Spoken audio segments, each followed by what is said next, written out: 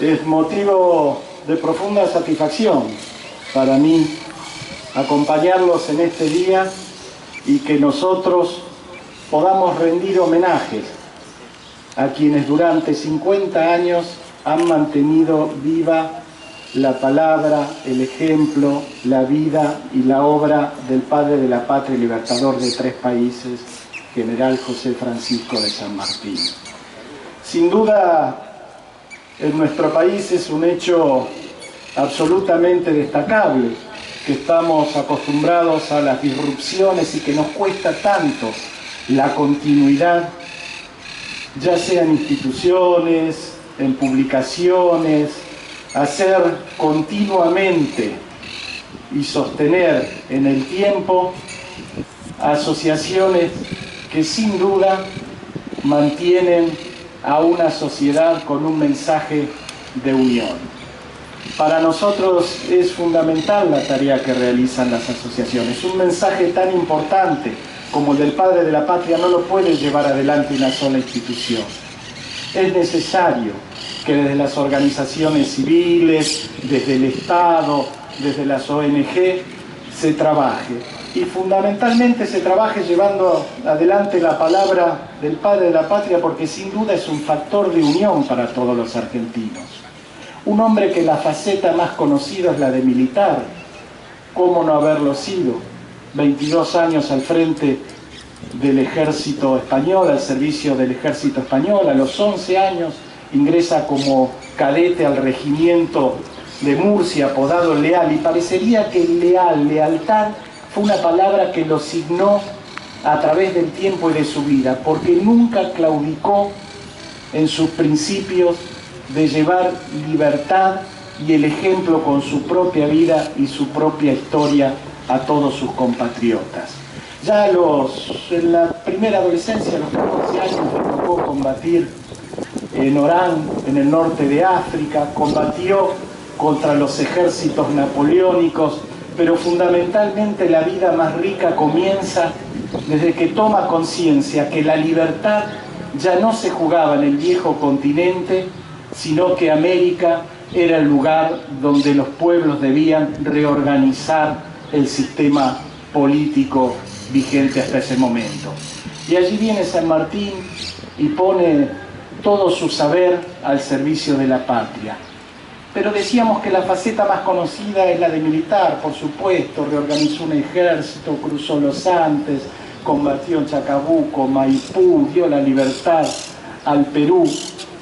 Pero fue un hombre que tuvo conciencia de que la guerra era necesaria para obtener la independencia, pero que la libertad se obtenía con la ilustración y la cultura.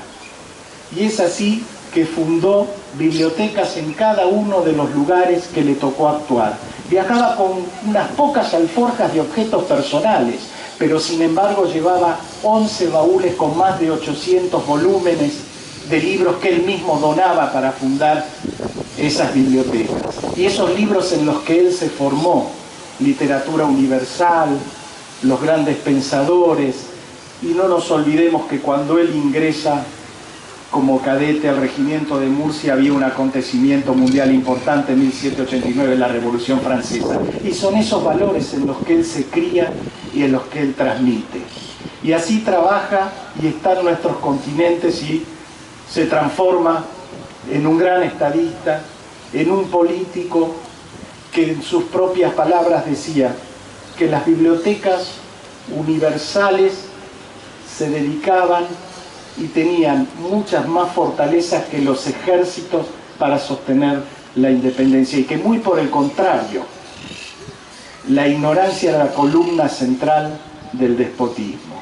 Es así que todos los argentinos tenemos una obligación moral de seguir y de estudiar y de rendirle homenaje al padre de la patria.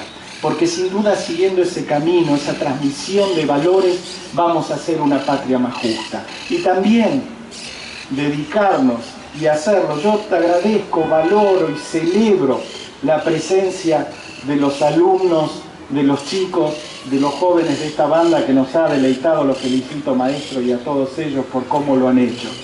porque es a ustedes, chicos, los que en esos valores es lo más importante que puedan construir nuestra patria, que todos y cada uno de nosotros, desde el lugar de donde estemos, podemos y debemos hacerlo, con esa patria que San Martín soñó y que tanto trabajó para legarnos.